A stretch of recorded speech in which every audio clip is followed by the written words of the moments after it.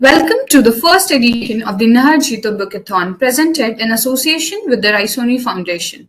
In this session, we are going to explore the book Come and See the World with Me.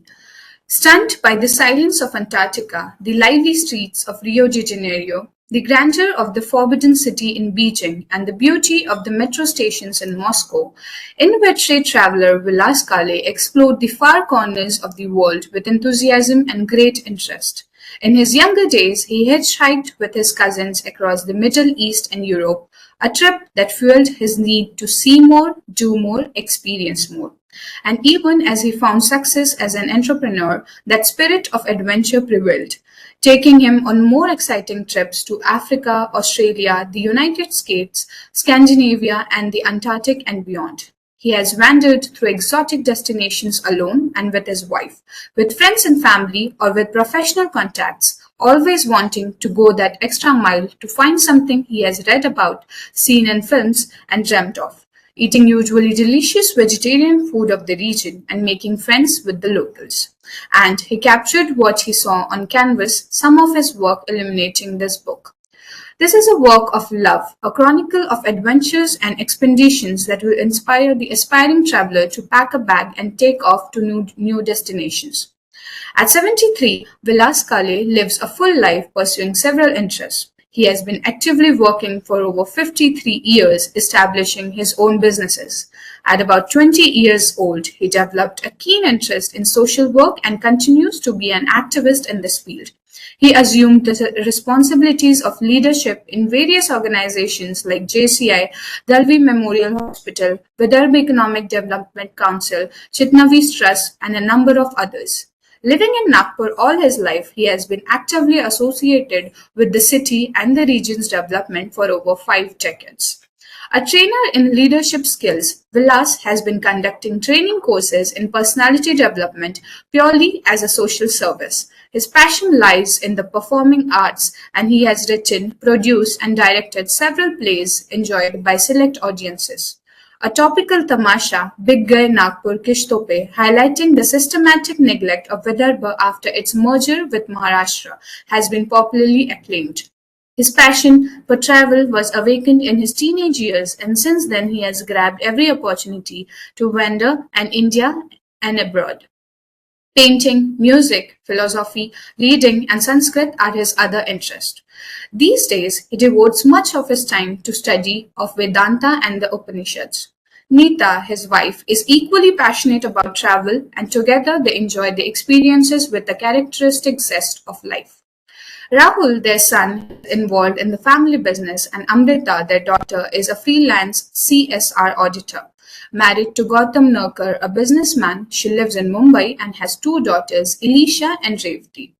Our moderator, Dr. Manmohan Daga, is a pediatric surgeon practicing in Nagpur for over 45 years, an ardent traveler and a voracious reader of different genres of books. He loves reading, nature, photography, music, and fine arts. Now, I would like to hand over the session to the moderator. Hi, Vilas. Hi. It was a pleasure to know that you are being interviewed for a book which you have written, which is fantastic. Well, friends, here Vilas, as I know him from past more than 60 years, has been an artist in all ways. He loves music, classical music, drama, and he's conducted and directed drama plays. He's a fantastic artist with watercolors and has got a lot of them done in every place in the world. So here he is, and we will be looking to the world through his eyes. His eyes and eye of an artist, a person who's deep into history and culture, and this book says it all. Right? Vilas? Okay. The first thing is why this concept of 106 in your book, 106 countries? Actually, Manu, what happened is I never counted the number of countries I did. But one evening while we were in Tajikistan, staying at a homestay, the host was a very kind man and we had a small party in his courtyard. So one German gentleman, about 10 years my senior, came very tired, and while we were having our drinks and enjoying the conversation, he asked me, "So, how many countries have you been to?" I said, "I don't know. I never counted." He said, "Well, you should." So I said, "Okay, then how many have you been to?" So at that time, he said something like 180 countries. Wow. And I said, "Oh my God, so there's so much of the world to be seen." And that's where it hit me that let me at least do 100. And then after, so that is where there was no particular target of 106 or any other number. 100 was a target which I acquired very late, or took up very late in my life. So till this book came out, it was 106, but we are still counting. Yeah, of course. And you are planning to go to a couple of countries immediately, soon after this Yes, in July. webinar. Secondly, why this concept of a book? How does it help people? How does it help you? How does it put into perspective the tours and travels you have done? I'll tell you what. Actually, the whole thing of a book started. First, in 1971, I had gone on a 3-month hitchhiking trip to the Middle East and Europe. And after I had written my diary. That's my habit since then, of writing my travel diary every day. I write a journal of the day's experience and everything. So I had done that, and my nephew, when he grew up, he said, "Mama, I want to read that book of you, that diary of yours." So I gave it to him. He said, "You must write this in a book form. It's so exciting. It is so this thing and all." Then my son's friend had come once, and he heard about the trip, and he said, "Why aren't you writing a book about it?" So that was when I wrote the first. And then after having written that, and when I did these many countries, and at the Travelers Adda in Chitnavis Center, I used to give presentation on these countries. So a lot of people came and said that, "Why don't you put this in a book form? It's very difficult to remember. But if there is a book, then we have some reference material with us." That's fantastic. But Asahi, you're forgetting something. A long time back, I had taken certain notes from you for Vietnam. And those notes, you were so from Da Nang, how you go to Hoi An, and from Hoi An, where do you have your vegetarian lunch, which is available, and so on and so forth. And it was really helpful. And at that given time, I also mentioned that this could be very, very helpful for any traveler, despite the fact that this is a personal experience, and which is there, not like a lonely planet. Well, friend Vilas, one more simple thing. What was the inspiration for this? These were the people who mentioned that how you started the book, and that was the inspiration. But then this is putting down what you saw. So how do you expect the other people to really work on it? Well, what I've done is, in the book, I have given my experiences. And so, when they plan to go to a particular country, they can use this as a reference material. It is not a travel guide. It is a reference material about, so you see, like I have dwelled into the local culture, the art, architecture, the food, and various experiences. So I put it there, so anybody, and it's a very easy to refer, because the book has been made in a way absolutely easy to read, very easy to read. So you can refer to that country, read about it, make your own choice, and you go there and decide what you want to do. And that is exactly what each individual has a different view of a travel. Some people would like to just go and see Eiffel Tower, or maybe see the Statue of Liberty, but you have a different meaning to be behind that, right? Yes. And that is how history and culture come into play.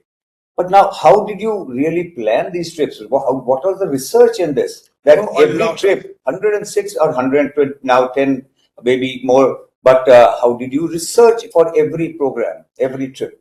To tell you honestly, before the internet world came in, the research was mainly Lonely Planet based. And actually, my very first trip that we did, there was no research, because we had a Reader's Digest atlas.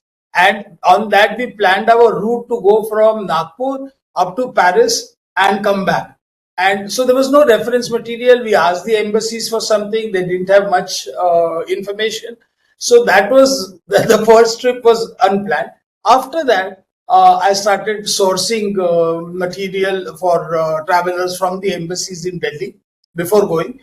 But yes, Manu, to tell you frankly, a lot of research and homework I do before going.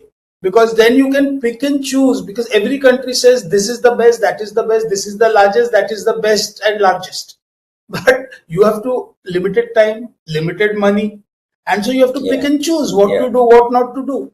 So a lot of homework is necessary. And the source is basically internet, or is there any other person, Like or as I maybe told you, travel agents, or maybe the embassies you're mentioning? yeah, I tell you three sources. One, I mean, I'm talking of the present moment. One is, of course, Lonely Planet or one of those rough guides or whatever. The other is internet and a lot of travel blogs of travelers who it's called travel what Travel blogs. vlogs or something, videos and the travel blogs.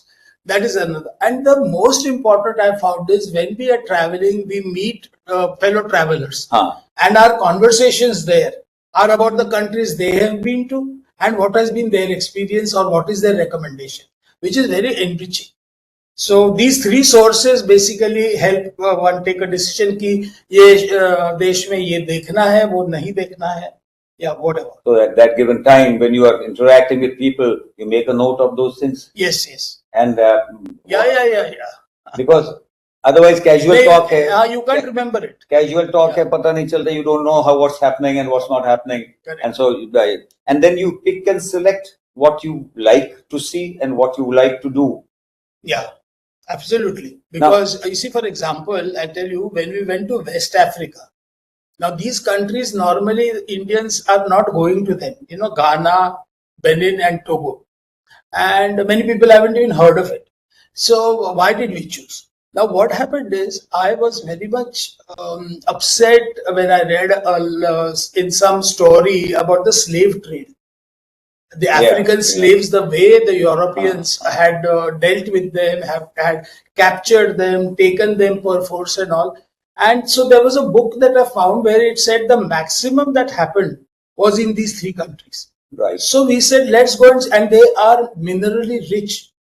Ghana and the gold reserves there are amazing. And so these Europeans, plunderers and looters as they were in those days, they not only took their raw materials like gold, precious materials, but the number of innocent people, men, women, and children who were captured and taken as slaves and sold in the West, in US and West Indies, in the Latin American countries and all. So we wanted to first-hand go and experience. So this was an emotional type of a planning for a trip, a place where you really didn't know what you were supposed, what you were going to get. What was the reason that how come the locals didn't resist?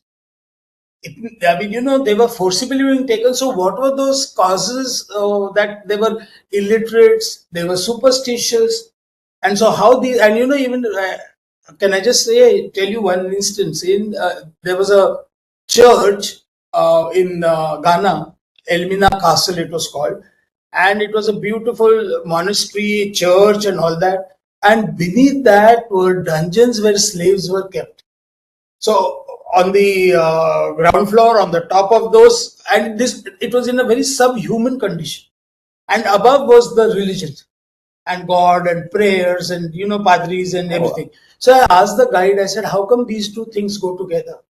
You're being so he said the reason is they never looked at black people as humans. Sad issue. Yeah. But then, did you really find these places interesting? Very interesting. Afterwards, because this is one aspect, the black aspect of the whole thing. Oh, but the natural beauty there is amazing. That's amazing. Right. That's another aspect where. And their dances, their arts and crafts, everything was so fascinating. That slave part was one bit of it, but the others was very interesting. That's right. And so the voodoo culture, right, it is still prevalent. It's very interesting. These are the things which we tend to find in places which are not heard of, or people don't like to travel also. So we can think about traveling to such places. You had a very different type. You had what we call, the first book was Happy Trusting World then. What it was then. Yeah. Now? No, because and particularly I mentioned then for that hitchhiking trip, because people were so kind to us. and we were hosted. We were hitchhiking, standing on the road, showing our thumb, and we were given a lift. We were given hotel accommodations in some And places. you had a young girl with you? Yeah, we were three of us. My youngest cousin Vidula was there, Kumar the other one, and I was the oldest. And I was 20, and they were 18 and 17. And but people were very trusting, very affectionate. They gave us gifts. Some of them gave us money. Oh, you guys are hitchhiking, so they gave us money and things like that. So, but now if you go, I mean, you don't know whether you want to take a lift or not, because you never know who's giving you the lift and That's what is right. going to be. So it's become very unsafe. Now, the countries which we went to in those times, today you can't go there. For example, Lebanon, Iran. Syria, Iran, Iraq, all of them have become so unsafe. Over a period, there has been dramatic change. Yeah. But now, coming to a simple question, that when you're thinking about natural history, natural beauty, and things like that, you had taken a couple of pictures, and in this book, what I have seen, you've transformed them into real work of art. Yeah. And you presented most of those pictures, you painted them. Yeah. Now that's an amazing. You have that. I enjoy doing it. But putting that into the book makes it very interesting, and such lovely pictures. Now anybody can get through a mobile, through various things, can definitely take that. But converting into art, which has been beautifully put into the. You see, I tell you, I started my first outdoor painting that I did was in Kabul in 1968, and that time I had just got my hands with oil painting. And so I did an oil painting, and then I realized that oil painting is so difficult to carry back home because it's wet for about 10, 12 days, 15 days. So moved over to watercolors for now. Earlier, I used to do plain air painting, as they say, which is on the spot painting. But then late, as I started going with friends and family and all, everybody used to get very bored with me. Then you go and sit there for 2.5, 3 hours doing that painting. We get bored and all. So then I started taking photographs and then coming back home and painting. See, you have not been to these places all by yourself. You've been to so many. Not all. So there may be very few, but I think Neeta has always joined you in most of the places. Secondly, that you always had a group of family and friends with you. Yeah. Now, who was the person who used to do the research and planning? Were you with the board? You were the only person. Me, sir. and some people do, but majority of the people prefer that you do all the bloody donkey's work. We are coming. Most of them love that. Yeah, most of them love that. But then, tell me one thing: how do you handle such a situation? Being yourself in a different country is one part, and handling a group of people who with diverse ideas and thoughts. It sometimes is irritating. You know what is the most irritating part is that you spend that kind of money, you spend that kind of time, and you reach that destination. Beautiful. We do a lot of research in selecting the hotels we stay in and all that, and the activities to do. And then there are those complaining guys who will say, "Mere kamre mein garam pani nahi aa raha," or "My window is not closed." Now, come on. I mean, these are irritants of travel. You have to know how to live with them. So, I just switch off. And if people want to do something different, I said, please go ahead, do it on your own, but don't rope us into it. Yeah. So in short, that means you have an agenda. You've planned out an agenda. If people want to join, and I shared it with them before. But people want to join, join. Otherwise, they are independent to do something more. Correct. That's the way. Yeah. I mean, there have been occasions where a couple said, "We don't want to come this evening with you to that restaurant. We just want to be on our own, chill in our room." Fair enough. Go do it. No problem. Into Europe and Asia and other. How do you manage your food? Vegetarians. Now, there may be a lot of vegetarians in the crowd who will be thinking, "Arey yaar, वहाँ तो नहीं जा सकते, वहाँ खाना ही नहीं मिलता है, हम अपने साथ खाना ले जाएं." So no, in the 70s when I traveled abroad, I used to carry my utensil, packet of rice and dal, and potatoes कहीं पे भी मिल जाते हैं, tomatoes कहीं पे भी मिल जाते हैं, onions कहीं पे भी मिल जाते हैं. So, make a nice khichdi out of it in the hotel where we were staying and eat it. So I used to be the center of attraction for the hoteliers also. Their chefs would wonder what the hell is this chap doing and all that. And I had some masalas with me. So that was a difficult phase. Of, Towards the end of the 70s, the world started understanding vegetarianism. But even then, in the early 80s, I was on, believe this, I was on rice and Tabasco sauce for 13 days in Korea, in Seoul, because the language issue. And when I was telling them, I don't eat eggs, I don't eat that, so they gave such an expression that they thought I'm not a human being, I'm something else. So what to do? Language be problem. So I just decided, ki, okay, just and I used to buy in the supermarket stores cheese and whatever fresh fruit or vegetables I could eat. Over the years, the world has changed. People now understand, but even then, no egg is also too much for it. So, but I am not able to. I just don't eat it. So I love to go and taste the food of those countries. I don't like to go to Indian restaurants. How do you manage that? Because most of these countries are Yeah, not. so I'm very honest with them. Then Abhi Google Translate se samajh jata hai, so you tell them that, sir, please can you give me vegetarian food which is without any meat, fish or eggs? And they look at me and I make a very sweet smiling face, and they normally oblige. This one thing which you have added just now is fantastic. The translator. Yeah, the Google Translator. Abhi to bahut aasan ho gaya hai. It's become very easy. You can speak in their language. Yeah. You can tell them what you exactly want or what you don't want, and you can really make a world of a difference in different where the language is just not understood. In Vietnam, for example, I met this American chap. You meet a lot of travelers, and also I was telling him, I said, I don't know what I'm going to do in this country because I'm a vegetarian, this. So he said, simple, I'll give you 2 words and you use that. So he wrote for me on a slip of paper, Anchai.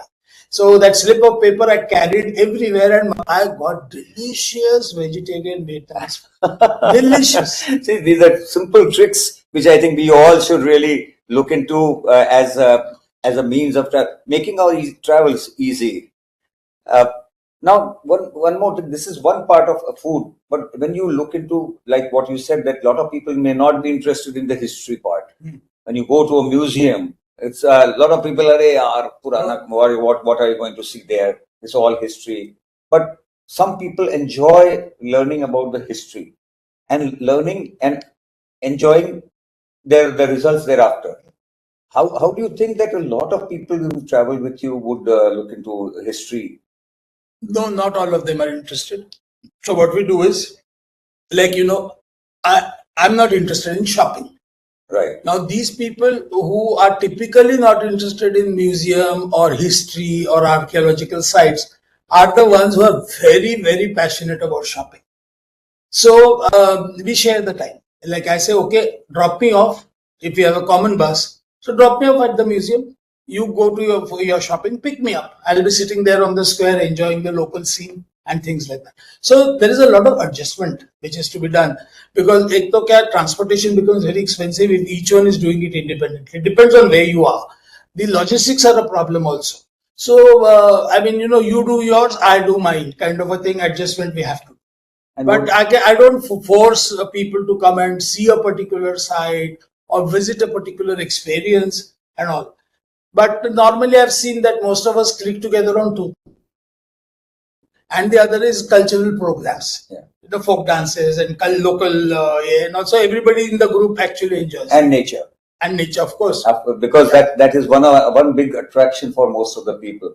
But that certain tours and travels which just take you to places like maybe the landmarks of one. Yeah. They take you away. Adha ghanta, just stay here for half an hour. This is Eiffel Tower. That's it. That means you enjoy not being in a regular tour? No, I never go. As far as is possible, I don't go on conducted tours. Because I tell you what, they have a set agenda, they have a set routine which is very hectic. And they never let you experience a particular site or a location thoroughly. The information that they give you is pretty good, that it's informative. But then when you start asking them questions, they don't have in-depth knowledge. It is like a script. For example, in China, we had no alternative. We took a local travel company and we traveled on our own, but we took a guide, local guide. They had a printed script about the place. And ask them any other question, they would go. I mean, there is no answer. So you feel frustrated.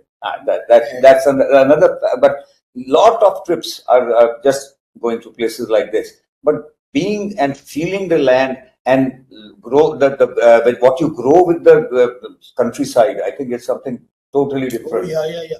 And the other thing is, most of the cities have very glitzy urban cities and metros and all that. It's when you go to the interiors that you find out the real life of that country. Isn't it difficult really to craft your own tour? It needs study. Because You when need you're to talking study. about things which are not commonly seen, Yeah. and you are going about the countryside, how to select, what to do. So that's where I said now, for example, this trip that I'm doing now in July, Cuba and Colombia, I've been studying about it since last almost 8 months. Wow. And picking and listening to people, that there are many places which then there are which you feel you must go, and then somebody writes that it's exaggerated. Don't waste your money. And so a lot of homework is necessary if you want to really make the best of the time and money that you spend. I totally agree with you. And really, the culture grows on you if you are in the countryside. Correct. Because that's where they live. Yeah. Honestly. Now, you are planning for Cuba and Colombia. Now, why did you choose Cuba? Well, Cuba I mean, I've always been fascinated about Cuba because I've read and Fidel Castro. Fidel Castro, and more than Fidel Castro, Che Guevara, the kind of things that he did, and his whole life. So I saw a documentary, Cuba Libre, and after seeing that, I saw about 8-9 years ago, and how US exploited Havana as a drug and gambling destination, and over the years, all that development and how they fell out of the. So all that, and then when I started looking at Cuba, I thought, oh, these people have something very enjoyable, different, and it's a very picturesque island country. So we had to go to Cuba, and I have been to America several times, but never been to Cuba. So I said, and Colombia, you see, between Bolivia, Colombia, and Ecuador, we had chosen actually Colombia and Ecuador also. Because I've been to the 4 southern countries, 5 as a matter of southern of Latin America. Yeah. But these are still remaining. So Ecuador, the visa situation is very bad, and so we found it very difficult. Colombia is that if you have a valid US visa, you can enter Colombia. So then we chose Colombia, and that too because Bolivia is at a very high altitude. And all our group, बहुत बुड्ढे बाटे हैं हम लोग group. So not many of them will be able to take that altitude. Oh, yeah. Now, simple question. You've been to so many places. What's your experience for visas, for entry into different countries? And is it very easy to get visas, or is it very... Yeah. I'm not one of those arrogant fellows who will say कि अब देख लेंगे क्या होता है and all that. No, I'm going there all that place. So be very clear that before leaving your country. And there are people who tell you, wrong advice and all that. Better not to be sorry when you go there and you're thrown out. Aaj tak, I have never experienced any. As a matter of fact, I must tell you, my first trip out of the country was in 1968 to Afghanistan. Yeah. And we had a valid visa. But that whole visa was in the Arabic script or Persian script, whatever. So Delhi immigration stamped it. We landed in Kabul, and the immigration there is just the 3 of us. We got arrested because we arrived on a visa which had expired. And Delhi didn't know. And luckily for us, my Fufaji was in the embassy. So we called him up. We said, we have arrived, but we got arrested. He came running to the airport and all. But otherwise, I've never had any problem about visas. Now, this question brings me to another question. do you really have some sort of a backup in these countries when you tend to go? Now you're going to Cuba or Colombia. How does it have one backup? Now, suppose in this situation, like in Afghanistan, your Fufaji was there, your uncle was there. But then in places, suppose you land up in such situations, what do you do? How does the embassy help you out? The Indian embassy, I've never had to they are? go to the embassy, but the embassies are helpful. People tell me those who got into trouble, but I haven't got into trouble as yet. So embassy ko kabhi jana nahi pada. But embassies do help out. And you see, for example, now Colombia. When we did a lot of research, we were told that don't take a chance. There is a lot of drug mafia, and there is extortionism and stuff like that.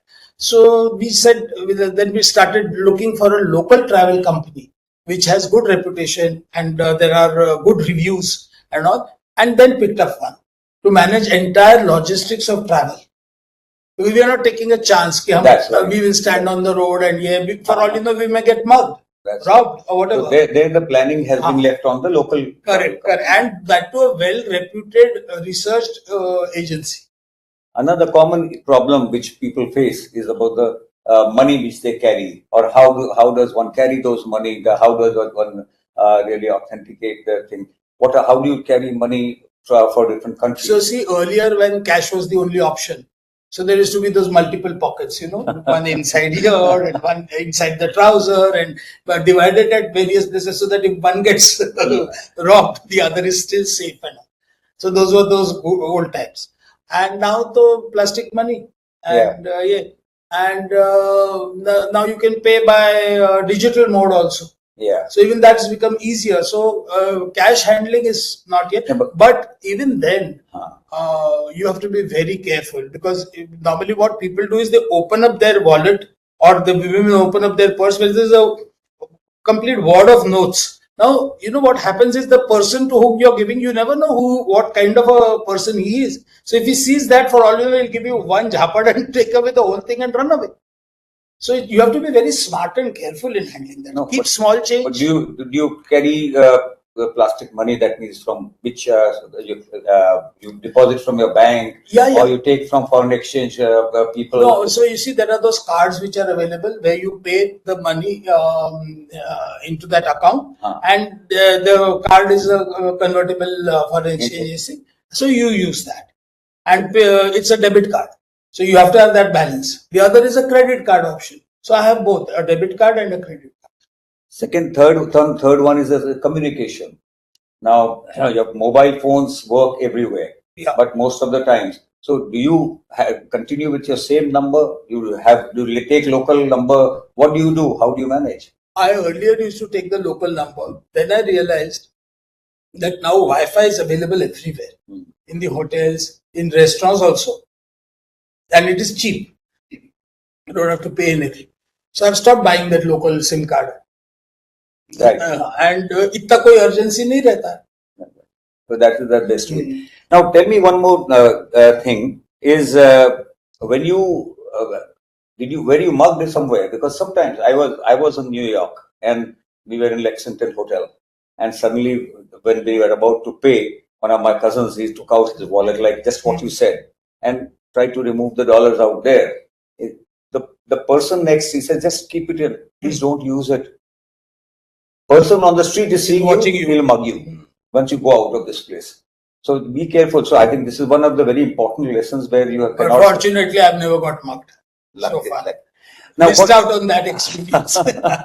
No, there are a lot of things which we have learned today from you and on this But the point is, again, what for younger crowd, for those who are bubbling with energy and would love to see, what are the take-home points which you'd like to give them? See, I tell you what, people ask me, what did you get by traveling so much? Kya milta hai? Kya milta hai is an experience which I can't put in words only. You have to experience it yourself. But the point is, the world is very beautiful. Very, very beautiful. It's different, and at the same time, we are all human beings. So, depending on our circumstances, the kind of economy, the challenges of the environment and all that, human beings have tried to live a happy life. And in that process and in that struggle, you get to study the whole thing. It's so interesting anthropologically also, and even culturally and all other ways, that how human race has coped with challenging natures, challenging environment, challenging local situations, politics, this, that, and the other. So it's very fascinating. And I think, for traveling, the most important thing is you should be enthusiastic. Yeah, the enthusiasm. I think there are two things. One is money, and second is enthusiasm. Yeah. But you have also traveled on a very low budget. Yes, absolutely. Frugal budget. Then in that case, how did you manage? हो जाता है. People are very happy and kind. For example, hitchhiking, somebody, one lady in our relation, she said, "हे काय भिकाऱ्यासारखे गेले." So, but that's another way of looking at it. I personally feel, money is the third ingredient. The first is enthusiasm. Second is good health, because that's very, very important. And third is money. So till the time you are healthy, make the most of it. And enjoy holidays every year, at least once or twice. You've been doing that more than once or twice. Yes. And as God is kind, and as long as I have the enthusiasm, and wish you all the best, because I think you will have a lovely, healthy life for the next 20 years. So you could enjoy all that. Lots of the world is still remaining. Yes. 192, you have not even touched that. Yeah. So it's a wonderful time. Thank you, Manmohan. Thank you so much. Thank you so much, Vilas. It was a pleasure talking to you. Yeah, thanks.